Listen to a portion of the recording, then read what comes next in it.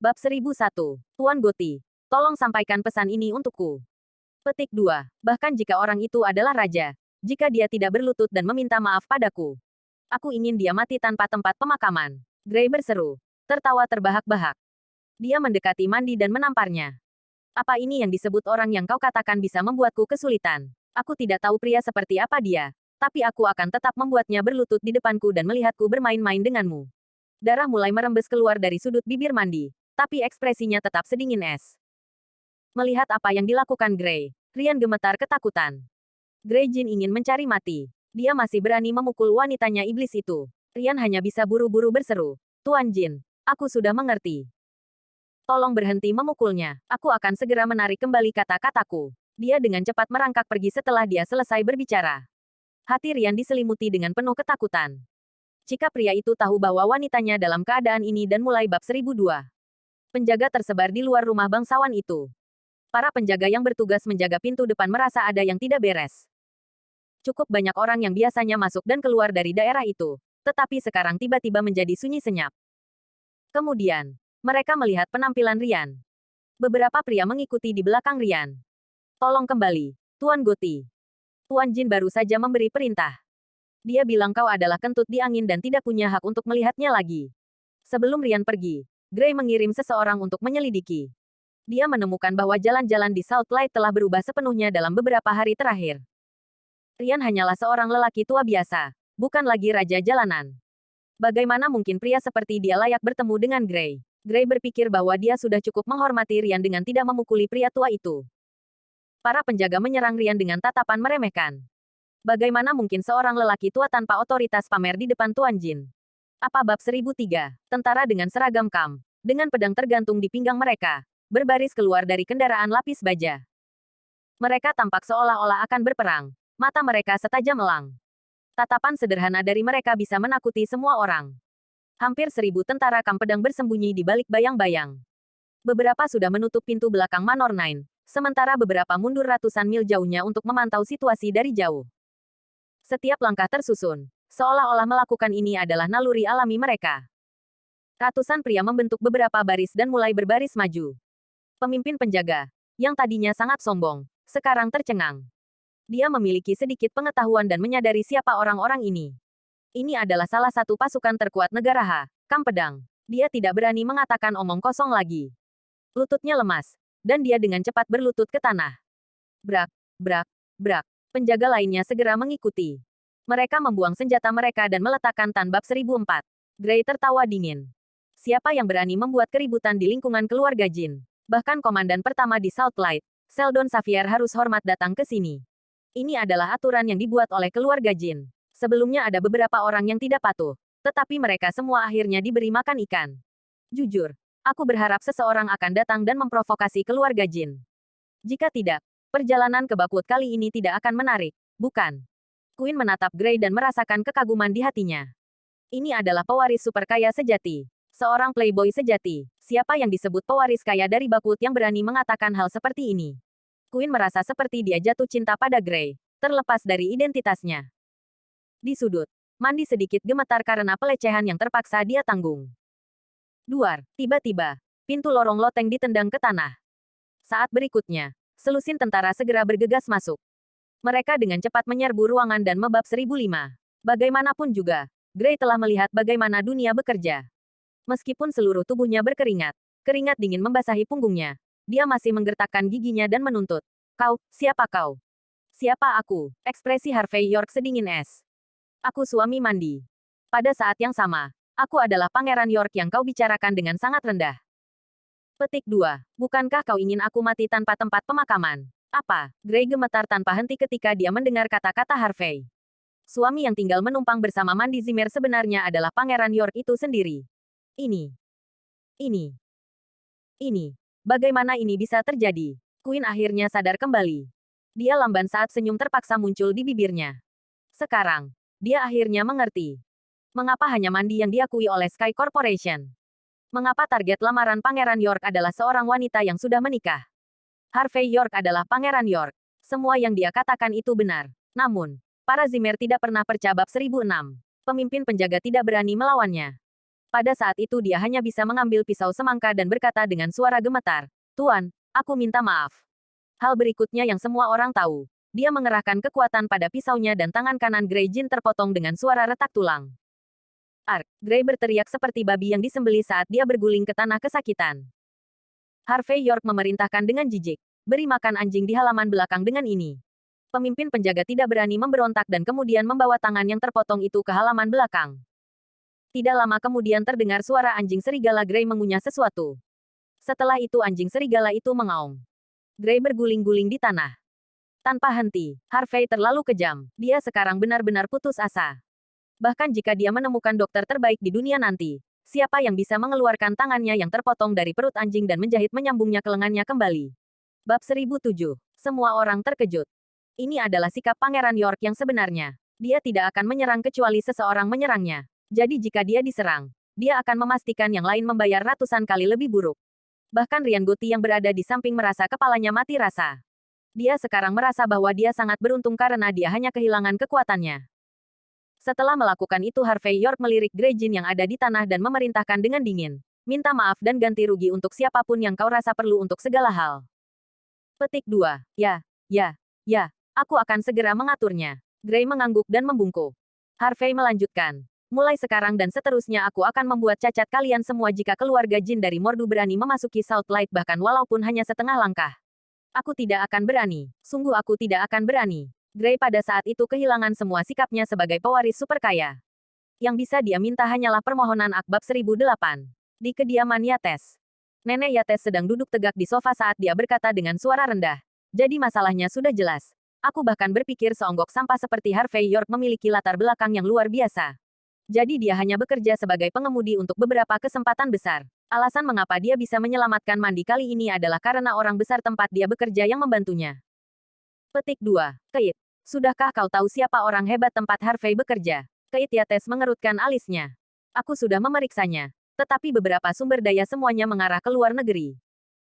Aku kira orang hebat yang dia layani sekarang adalah orang lokal yang kembali dari luar negeri untuk memulai bisnis. Orang ini mungkin tidak memiliki dasar atau kekuatan. Tetapi karena dia dari luar negeri, Yul Graham harus membantunya sebagai sarana untuk mendukung kebijakan." Petik 2. Pada kenyataannya, itu adalah perintah Yul Graham agar petugas kantor polisi Bakut mengepung Lingkun bab 1009. Di Gunung Purdu Mordu. Gunung Purdu adalah tempat pemandangan bintang 5 yang paling menonjol di Mordu. Biasanya, banyak peziarah yang mampir untuk berdoa. Namun, ada area terlarang di belakang Gunung Purdu di mana orang biasa tidak bisa masuk. Orang luar tahu bahwa itu adalah panti jompo besar di mana hanya orang-orang dengan status yang cukup tinggi yang pantas untuk tinggal. Tetapi kenyataannya adalah bahwa yang disebut panti jompo ini adalah rumah bangsawan yang sangat besar. Keluarga Jin dari Mordu. Keluarga Jin, yang menempati urutan ke-9 di antara 10 keluarga teratas di negara Ha, tinggal di sini. Seluruh bagian belakang Gunung Purdu adalah bangunan yang dirancang oleh pegunungan dan air. Bangunan-bangunan itu dirancang dengan gaya halaman. Dan ada taman dan paviliun di mana-mana. Tepat saat itu, di aula samping rumah bangsawan Purdu, ada tandu di tanah. Dan orang yang terbaring di sana tidak lain adalah Zack Zimmer, yang anggota tubuhnya patah semua. Bab 1010. Bakut. Berita tentang kepala instruktur dan penampilan Oscar Armstrong pada upacara pergantian pertahanan South Light sudah diketahui semua orang. Terdengar bahwa bahkan pasukan South Light pun bersemangat. Kepala instruktur adalah tentara legendaris, legenda hidup. Tentara yang tak terhitung jumlahnya ingin melihat wajah aslinya tetapi gagal. Siapa yang tidak akan melewatkan kesempatan seperti ini dalam hidup mereka? Dengan kakek Oscar di sana, penampilan duo di sana tidak akan sesederhana 1+1 sama dengan 2. Bahkan Chris Leo mulai bersemangat. Kali ini, jika aku bisa mengenal kepala instruktur, mungkin kita sebagai keluarga Leo dari Hong Kong, akan dapat menggunakan kesempatan ini untuk melangkah ke 3 keluarga teratas lainnya di bawah kita. Dan aku akan melangkah ke Quinton York sampai dia mati juga. Kate Yates juga sangat antusias dan bersemangat. Jika aku berhasil memiliki kepala instruktur sebagai sokongan dan dukunganku, maka itu bukan mimpi bagi bab 1011. Mencari gedung perkantoran bukanlah tugas yang besar atau terlalu kecil. Harvey juga tidak menggunakan koneksi Sky Corporation. Sebagai gantinya, dia menelepon Taraf Lewis setelah memikirkannya. "Taraf, kau berkecimpung dalam bisnis real estate. Tolong bantu aku mencari tahu apa ada gedung perkantoran yang tidak terpakai di pusat kota Bakut untuk dijual." Petik 2. Hah, apa yang sedang kau cari? Taraf penasaran. Bukankah perusahaan mandi sangat populer akhir-akhir ini? Dia mengambil kesempatan ini untuk memperluas ruang lingkup bisnis dan merekrut orang-orang berbakat. Jadi, aku ingin membeli gedung kantor untuk dia gunakan. Petik 2. Harvey menjawab dengan santai. Di seberang telepon, Taraf terdiam cukup lama. Dia menyesalinya lagi. Seandainya dulu dia tidak bertindak superior di depan Harvey atau mengejar Harvey saat itu, apa dia akan memiliki suami yang baik juga? Taraf membuang pikiran tidak realistis di benaknya setelah menghela napas. Dia kemudian berkata, "Jangan khawatir, kawan lamaku. Aku pasti bab 1012. Taraf Lewis sudah memperkirakan harga ruko ini sebelum datang. Jika bangunan itu diperkirakan dengan harga tertinggi di industri, hanya akan menelan biaya 310 juta dolar. Namun, pria ini menginginkan 777 juta segera setelah dia membuka mulutnya, yang jauh lebih mahal daripada nilai pasar. Konyol, itu terlalu mahal. Harvey tahu bahwa harganya memang tidak pantas setelah melihat ekspresi Taraf. Dia tersenyum pada saat ini dan berkata, "Tuan Bowie, kami adalah pengusaha. Kami menghargai integritas." Petik 2. Harga ini terlalu konyol, bukan? Meskipun dia kaya, dia pasti tidak kekurangan uang sebanyak ini. Namun, dia tidak bisa dibodohi, kan? David menyipitkan matanya dan berkata, "Jika kau ingin mencari gedung perkantoran yang murah, ada banyak di luar area ini. Lokasi ini bagus, jadi harganya tinggi. Aku ingin menjualnya kepadamu dengan harga lebih rendah, tetapi aku tidak bisa." Harvey berkata, "Kami sangat menginginkannya. Tapi 777 juta dolar untuk bangunan ini terlalu mahal." Petik 2. Di samping. Taraf bab 1013. Apa? Taraf Lewis sedikit bingung. Dia tidak mengerti apa yang dimaksud dengan jawaban itu. Melihat penampilannya yang menawan, David Bowie tak kuasa menahannya. Dia tertawa dan berkata, "Nona Lewis, kau tidak mengerti maksudku. Aku sudah bercerai selama beberapa tahun, dan aku belum menjalin hubungan baru karena aku tidak dapat menemukan pasangan yang cocok. Aku merasa kesepian setiap malam. Nona Lewis, tolong bantu aku memecahkan masalah ini." Petik 2. Setelah itu, David membuka pintu ke dalam. Di dalamnya ada sebuah ruangan yang dilengkapi dengan tempat tidur di dalamnya. "Ayolah, setelah itu, aku akan menandatangani kontrak denganmu dan menjualnya kepadamu seharga 310 juta dolar. David terkekeh dan berkata, dengan tatapan tidak sabar dan penuh nafsu. Tuan Bowie, lelucon seperti itu sama sekali tidak lucu. Wajah Taraf sangat mengerikan. Dia telah berkubang di masyarakat selama bertahun-tahun. Ada terlalu banyak orang yang ingin mendekatinya. Namun, orang-orang itu adalah pria-pria yang bab 1014.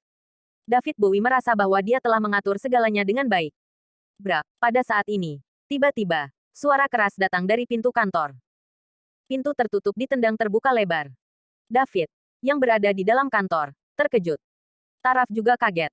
Dia tahu bahwa Harvey luar biasa, tetapi dia tidak pernah berpikir bahwa dia sehebat ini. Apa ini sesuatu yang bisa dilakukan manusia? Pada saat ini, Harvey sudah masuk dan datang di depan David. Lalu ada beberapa preman. Mereka sudah tergeletak di lantai. Plak, Harvey menamparkan wajah David sampai dia terhempas tertelungkup, membentur tembok, dan 7 giginya copot. "Kau, beraninya kau memukulku. Apa kau tahu siapa aku? Apa kau tahu siapa orang yang di belakangku? Mati kau, aku jamin hidupmu akan berakhir tragis." David terbiasa menjadi sombong. Dia mengomel berteriak dan menunjuk-nunjuk Harvey. Harvey tertawa. "Sudah lama sejak aku mendengar seseorang berbicara kepadaku seperti ini. Aku ingin melihat betapa buruknya aku pada akhirnya." Petik 2. Bagus. Jabab 1015. Tak lama kemudian, seorang pria dengan kemeja dan cerutu di mulutnya masuk. Dia berkata sambil berjalan, "David, kau selalu memperlakukanku dengan hormat. Aku juga akan menepati janjiku. Aku akan membantumu mengurus masalah ini. Tapi karena aku di sini, kau tidak akan membiarkanku kembali dengan tangan kosong, kan?" Orang ini adalah Sean Bill, salah satu bos besar jalanan di South Clyde. Daerah terdekat adalah wilayahnya. Terus terang, dia juga yang mengawasi David.